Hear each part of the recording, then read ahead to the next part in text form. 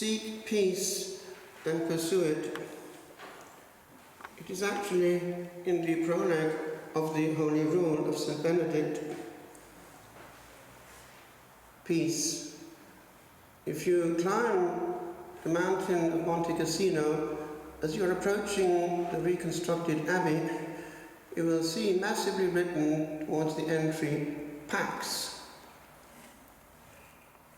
Pax. The whole house, according to St. Benedict, is the house of God, not just the church, Domus Dei. And so there should be but peace in the life of the brethren. It applies also to the domestic church. Peace. No matter what one possesses, if there is not peace, one is poor. Poor people who have little but have much love are richer. These great mansions that one sees around are often empty.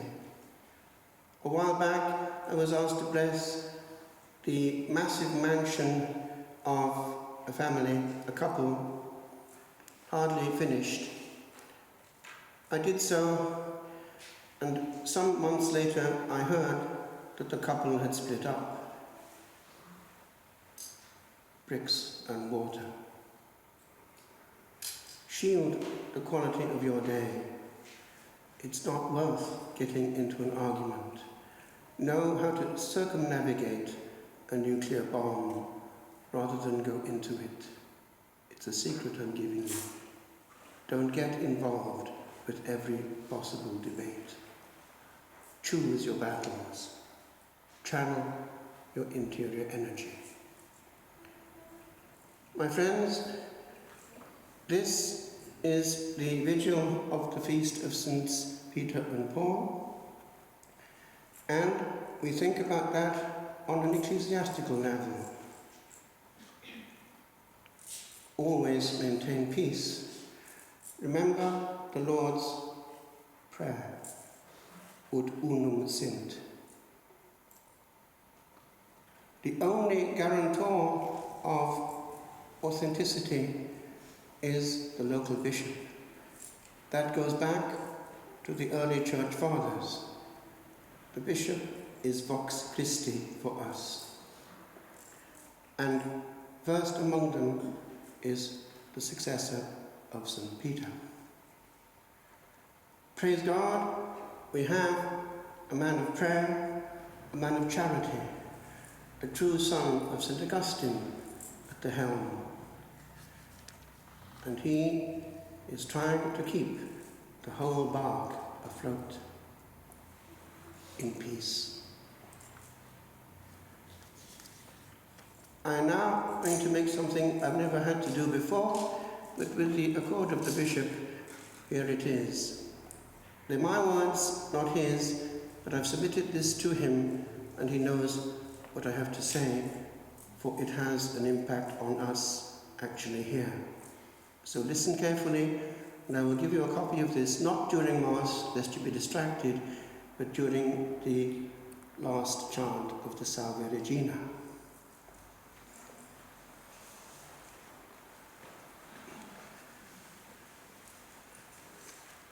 On the eve, virtually, of the ordination of new bishops within the ambit of the Society of St. Pius X, it is opportune to recall the following points, as they could impact on the future of things among ourselves.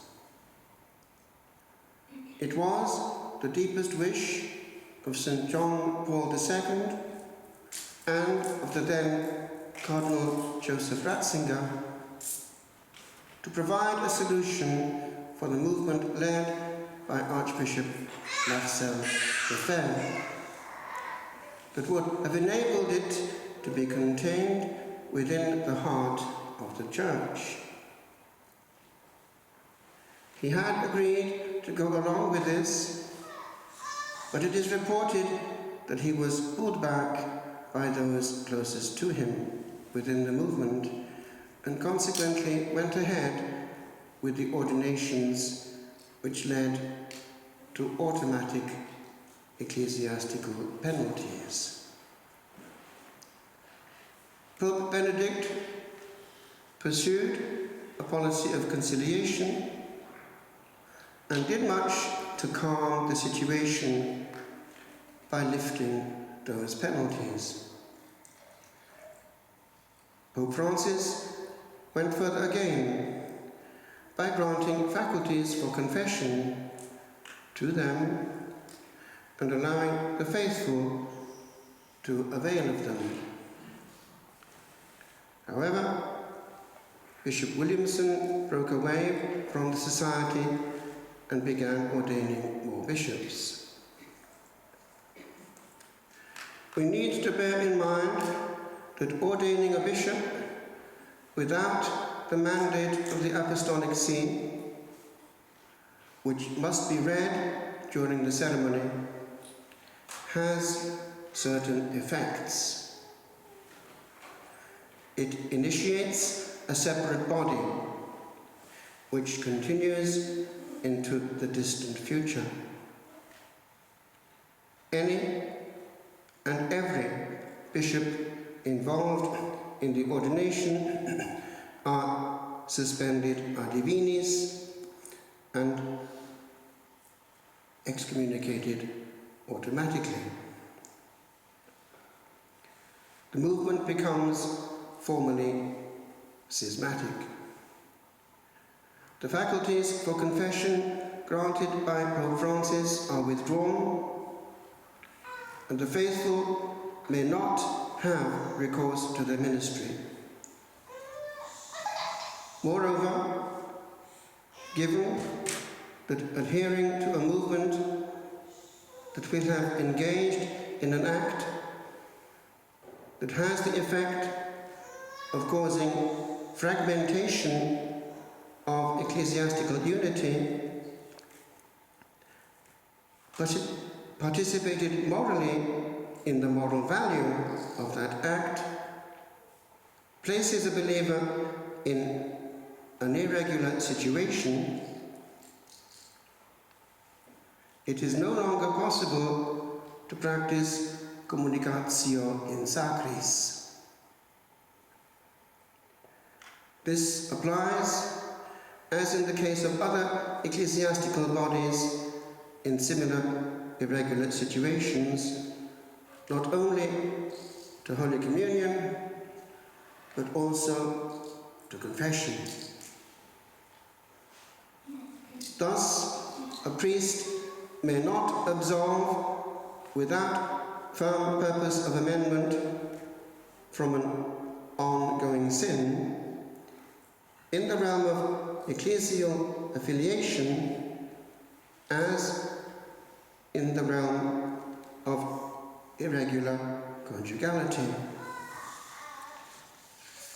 Hence, given that there is always a certain overlap with the Society of St. Pius X in the celebration of the Mass of the Old Missal, I have no alternative but to request our bishop to allow me to discontinue celebrating the Latin Mass as contained in the Missal of 1962,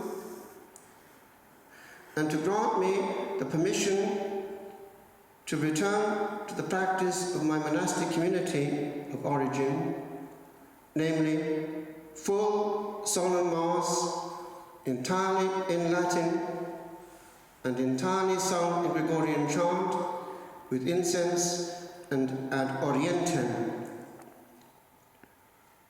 Moreover, I would in such a case maintain the reception of Holy Communion kneeling and on the tongue with the protecting pattern,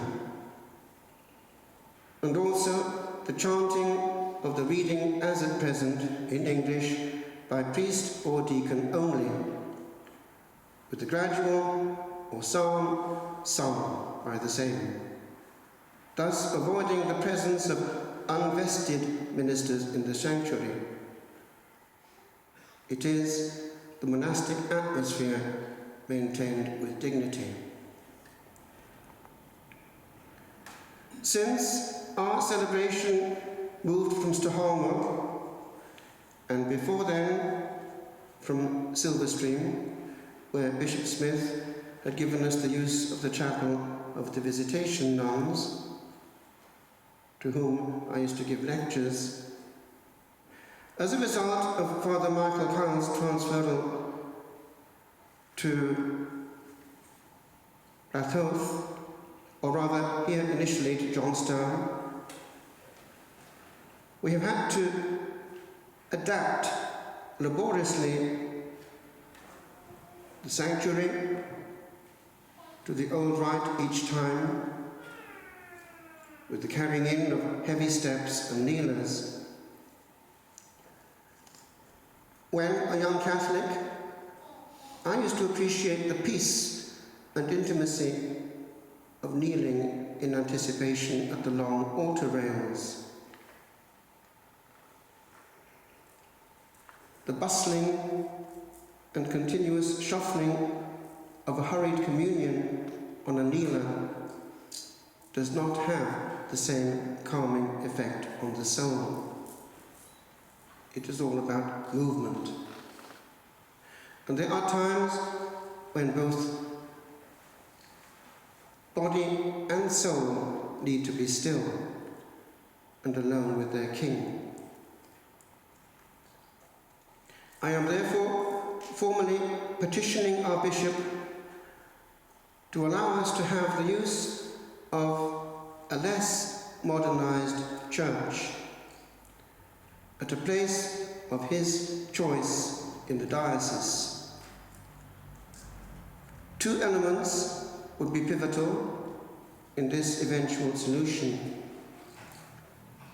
a free-standing altar allowing celebration ad orientem, and undamaged altar rails. At present, under the stipulations of Traditionis Custodes, the use of a parish church is prohibited in the case of the 1962 Missal. Such is not the case in the case of the 2002 Latin Missal. The Missal, when followed, provides for a genuinely reverent celebration. The Roman canon is the same as in the Mass of the Ages. The words from the Epiclesis to the Supplices Terroramus are entirely sung, and it creates a powerful atmosphere. Moreover, the Word of God is opened up over a period of 3 years, which allows the preacher greater scope when it comes to the riches of sacred scripture to be mined.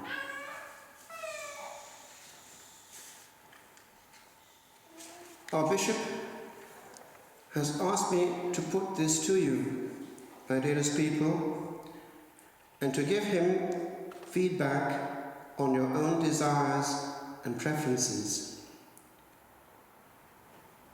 Personally, I sense that this is a kairos, an opportune time to have the use of a less altered church. I will never forget the dear altar rails of my youth. God bless you, my dear people, and feel free to come back to me and to our good Bishop on this. And any practical, geographical thoughts on the matter could prove precious at this time. A splendid Mass in a splendid setting would heal man, honor God, and console the hidden angels.